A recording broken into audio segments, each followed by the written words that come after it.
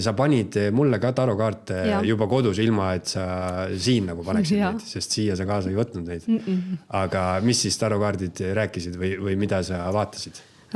Kas isiklikust elust võin ka rääkida? Või pigem nagu jätan välja? Räägi nii, nagu sa tahad rääkida. Sul mingid saladusi ei ole, mida ma ei tohi rääkida? No ma loodan, et tarokaardid neid saladusi ei avaldanud. Mu luukeresid. Kui ma vaatasin üldist elu... Ja sa põhimõtteliselt lihtsalt tahtsid teada seda, mis tüübiga tegu on? Jaa.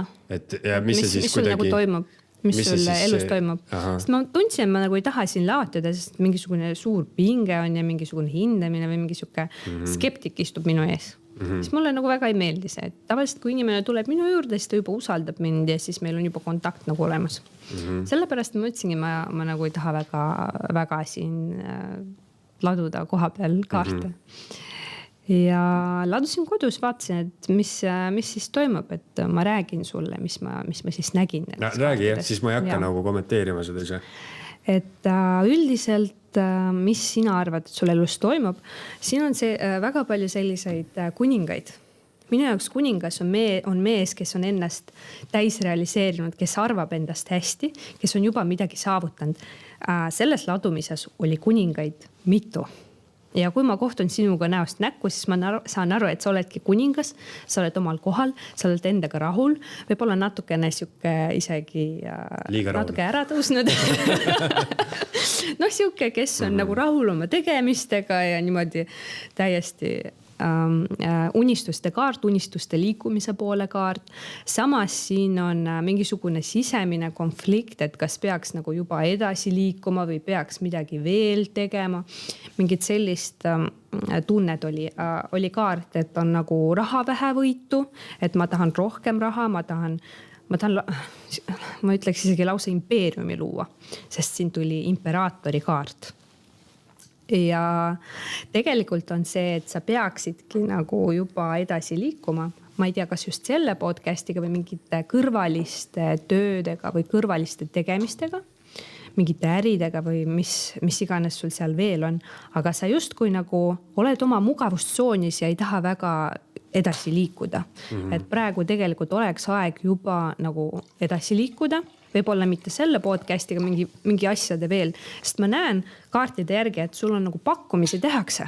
Mingisugused pakkumisi tehakse väljast poolt, aga sa istud nagu käed ristis, oled niimoodi, mul on hea, mul on mugav, ma nagu ei viitsi midagi muuta ja nagu mingis mõttes sa põgened uute võimaluste eest, mis tulevad su ellu, et sa peaksid juba edasi liikuma, aga tegelikult sa seisad. Et oma mõtted peaks nagu korda tegema, sest ideid on palju, aga sa nagu kuidagi ei realiseeri neid. Siinkohal raha juures võin öelda, et näed just saime Haan ja Vee siia podcasti sponsoriks, nii et raha hakkab tulema. Jaa. Tegelikult jah, et sa hetkel mul tuli siin, et sa läbid väga mingit suurt transformatsiooni ja see on nagu selline veel, kuidas öelda, rippuv kaart, et sa peaksid nagu juba hakkama liikuma edasi, aga sa seisad veel seal vanas. Ja soovituse järgi, mis ma siin võtsin, siin on nagu mees, kes on oma mineviku hirmudes kinni.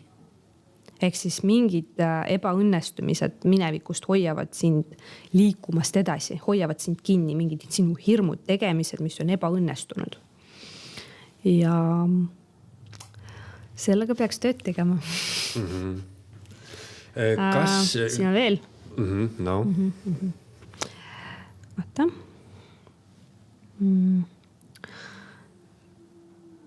Nagu ma aru saan, siis sa panid... Millest sa mõtled on ju, siin on aeglane raha, vähe raha, kinni, mugavustsoon, kõik on läks nagu hästi, aga mitte väga. Kuidas võitjana sellest kõigest välja tulla, et on vaja mingeid otsuseid vastu võtta. See on see, millest sina mõtled, et mingeid olulisi otsuseid on praegu vaja vastu võtta. Suhe on ka. No mis seal suhtes räägitakse? Ma vaatasin see, kuidas sina näed oma suhet. Ma tegelikult juba saate keskel natukene ütlesin, aga sa ei pannud tähele. Siin on... Oota, mida sa tegid?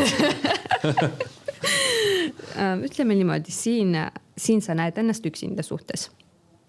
Üksinda mees, kuningas on üksinda, üsna külm, kinnine. Tegevusi on liiga palju, üldse elus tegevusi on liiga palju ja sees on suur segadus. Ja siinkohal ma ei saanud aru, kas perekonnas on nagu hierarhia segadus või mingid rollid on vahetuses. Igatahes pealmine, mis ma siit välja koogin, on see, et sa tunned ennast üksinda. Aga reaalselt oligi siin perekonnakaart number 1, veel üks perekonnakaart ja siis oli siin valikukaart ja võib-olla isegi abielu. Ehk siis selle järgi ma võin öelda, et siis ma küsisin üle, et kas naine on olemas tal, siis tuli nagu positiivne vastus. Et just kui kõik on olemas, aga sa tunned ennast seal üksinda, mingi segadus, mingid kahtlused, et selline asi. Eesti esu.